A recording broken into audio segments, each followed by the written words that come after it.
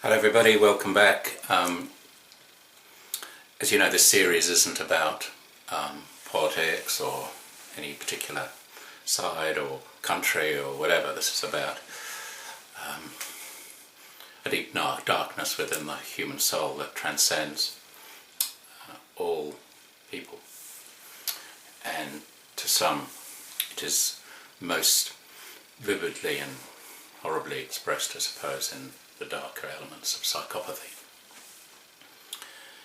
It's also important, as I've stressed, that we don't put our narrative on the psychopath's narrative. We can't say, well, this doesn't make sense, why did they do this?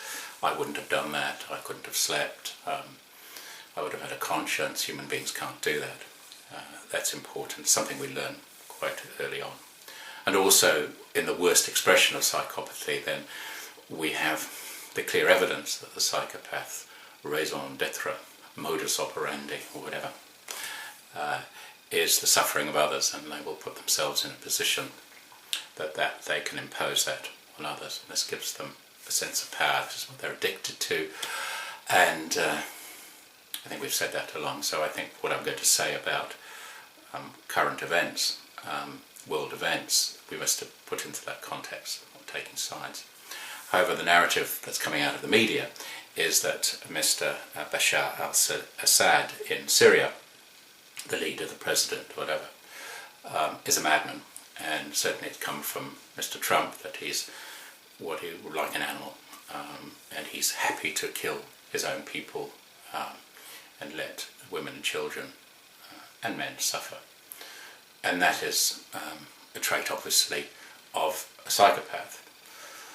Most of the studies we've done on psychopathy have been done in high security prisons, and you'd have to say on low functioning psychopaths. If in fact there's someone like a serial killer who is driven to kill and to maim and to make people suffer, eventually they get caught.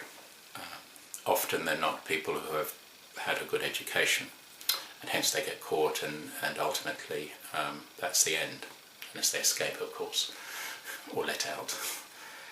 So those are the low-functioning psychopaths.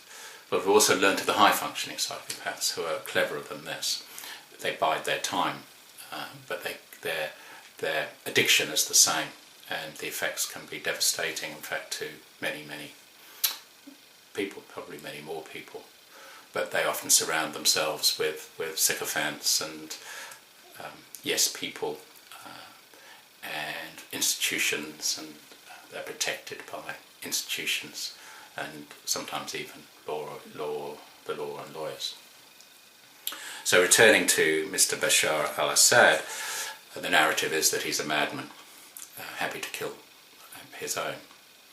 And this is the profile of a low-functioning psychopath. And it's possible he's that, but everything else tells me that, no, this man has had a good education.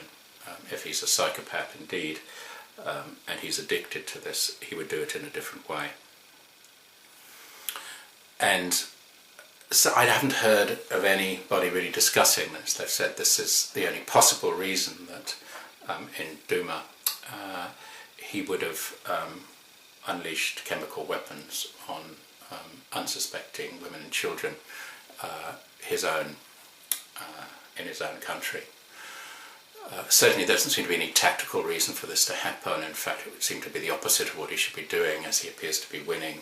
And a high-functioning psychopath wouldn't want to be in a position where he could be annihilated, really, because a high-functioning psychopath is very defensive of his or her own state, mental, physical well-being, and would plot and scheme as well.